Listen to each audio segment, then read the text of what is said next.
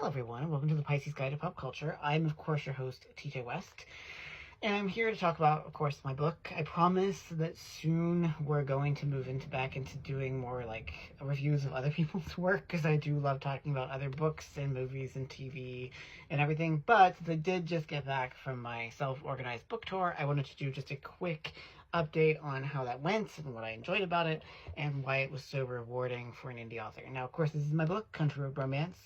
Now, as some of you know, I went a couple different routes when it came to publishing. I obviously did it through Kindle because that is the sort of big place to do it. It is available through Kindle Unlimited, but I also did it through Ingram Spark, which is the indie publishing or self-publishing arm of Ingram, one of the large distributors that distributes books to various bookstores, large and small, across the country. And I did this because I did not want to just rely on the algorithm to get my book to people. Nothing wrong with that, obviously, but I wanted to go a different route to give it a more exposure.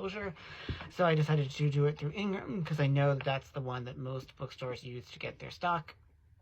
Libraries use it too, and so I wanted to make sure that this book got into as many hands as possible.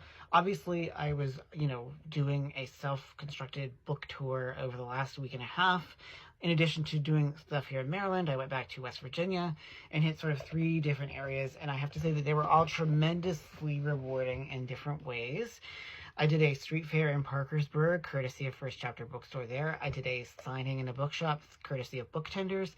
And I did an author fair, courtesy of Four Seasons Books, where I was joined by Jenna Doyle and Allison Gunn, who, Jenna is a indie like me. Allison is a traditionally published author.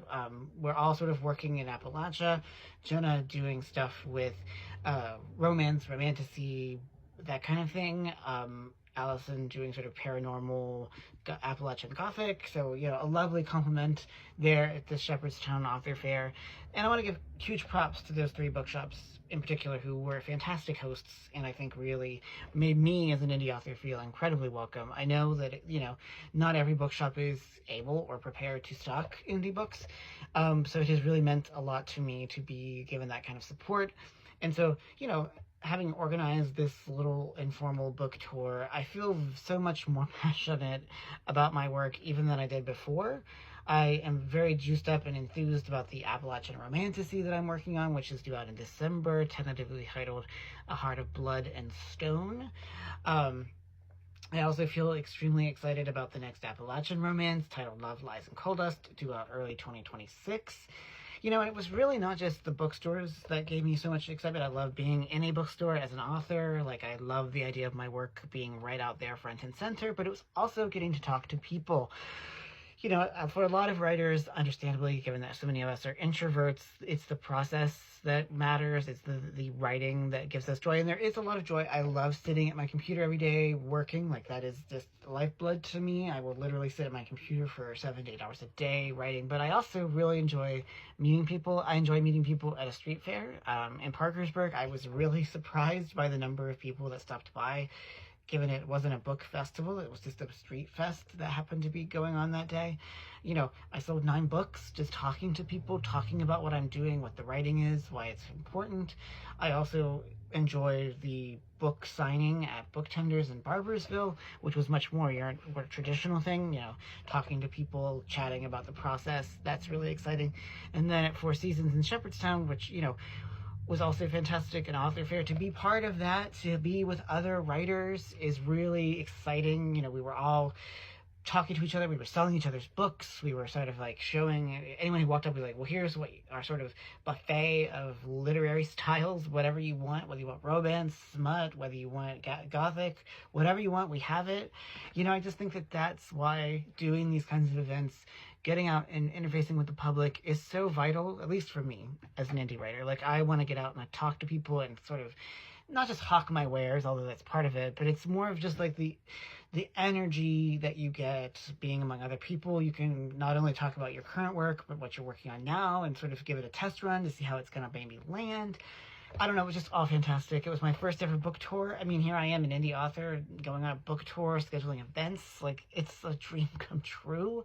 I love just interfacing with people. I love the thought that my book is in the hands of people, that they got it from me directly or from the bookstores. And I love just everyone having it, and I love being able to do this. it's just fantastic. I mean, I like obviously seeing the money go up in my, Kindle and Ingram accounts, but it's more than that. Like, I just love writing and I love the exchange of ideas with people.